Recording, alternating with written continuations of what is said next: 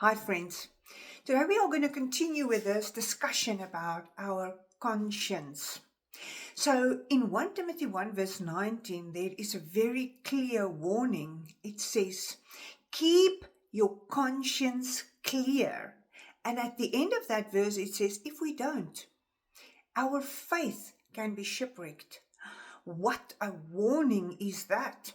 So, that moment when you start to gossip about somebody or lie about something, you feel this knife in your gut and you know, oh, this is wrong.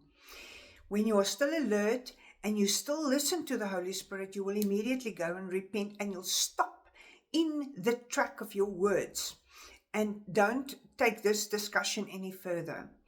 And the next time, say for instance, you start to gossip again, and then you also feel this fist in your gut and you know, I shouldn't do this with any of the things that you are getting warned about, and you don't listen.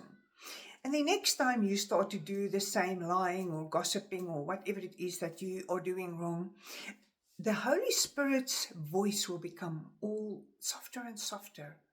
So the way you obey will strengthen and give clarity to your conscience. If you don't obey, he will become quieter and quieter. And your faith can be shipwrecked. What a disaster. Let's think about that today. Until next time.